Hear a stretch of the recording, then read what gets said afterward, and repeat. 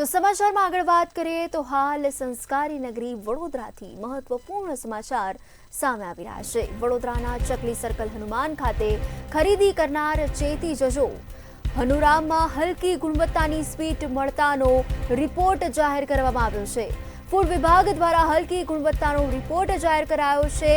ત્યારે હવે આરોગ્ય તંત્રની સામે પણ અનેક સવાલ ઉઠી રહ્યા છે। મનપાના ફૂડ વિભાગના ચેકિંગમાં ચોંકાવનારી માહિતી સામે આવી રહી છે।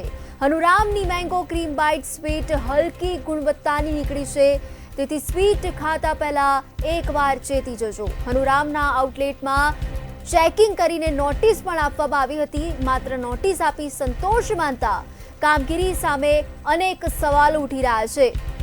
ફૂડ વિભાગ દ્વારા હલકી ગુણવત્તાનો રિપોર્ટ જાહેર કરવામાં આવ્યો છે।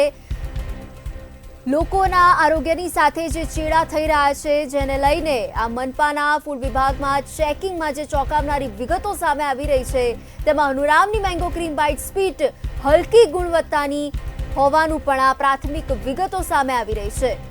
ચકલી સર્કલ હનુમાન ખાતે સ્વીટ ખરીદતા પહેલા એકવાર ચેતી જજો। હલકી ગુણવત્તાની સ્વીટ મળતાનો આ રિપોર્ટ આરોગ્ય તંત્ર દ્વારા જાહેર કરવામાં આવ્યો છે, જેથી તેમની કામગીરી પર પણ અનેક સવાલો ઉઠી રહ્યા છે। લોકોના આરોગ્યની સાથે શું આવી રીતના ચેડા થતા રહેશે?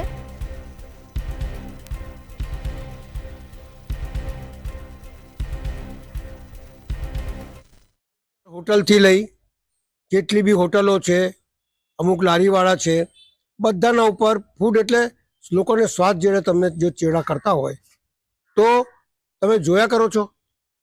ખરેખર એક્શન થવું જોઈએ અને એક્શનની સાથે સાથે બહુ પ્રેશર તમારું હોવું જોઈએ કે અમે ખરાબ માલ વેચીશું, એનામાં ડર હોવો જોઈએ કે ખરાબ માલ વેચીશું તો મહાનગરપાલિકાના ઇન્સ્પેક્ટર આવશે, અમારી સીલ મારી દેશે।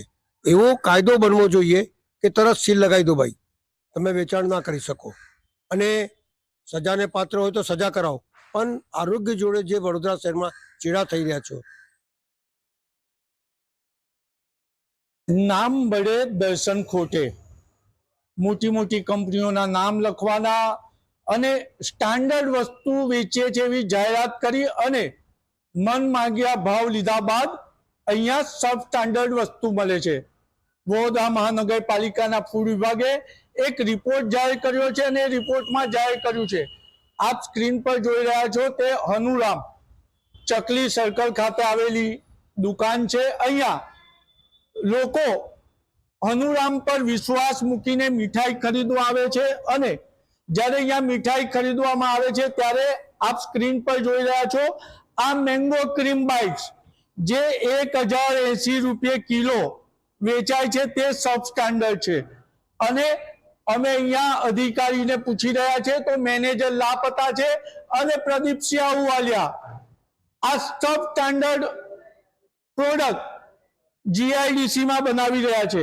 શહેરમાં પેંડા, પનીર, ઘી, તુવેર દાળ, તેલ સહિત ખાદ્ય પદાર્થના 41 નમૂના ફેલ થયા છે।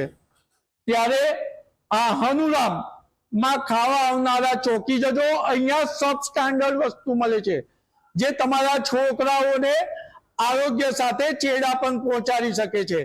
આપણે અહીંયા ઉપસ્થિત મેનેજરને પણ વાત કરવાનો પ્રયત્ન કર્યો પરંતુ નથી। આપણે એકાઉન્ટન્ટને પૂછીશું, ભાઈ मैनेजर क्या छे?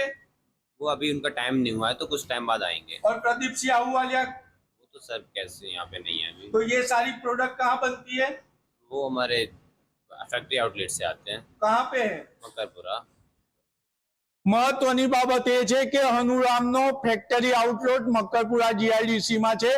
ફૂડ વિભાગ પર પણ સવાલ ઉભા થાય છે, પ્રોડક્શન ક્યાં થાય છે તો એ પ્રોડક્શનને સીલ કેમ નથી કર્યું? હવે જ્યારે દિવાળીનો તહેવાર છે ત્યારે લોકો મીઠાઈ ખરીદશે અને ફૂડ વિભાગ સેમ્પલ લેશે, લોકો ખાઈ જશે, ત્યારબાદ તેનો રિપોર્ટ આવશે। એટલે હનુરામમાં સબ સ્ટાન્ડર્ડ વસ્તુ મળે છે ને કોઈ જવાબ આપવા તૈયાર નથી। ફૂડ વિભાગે આવા આઉટલેટોને તાત્કાલિક સીલ કરવા જોઈએ।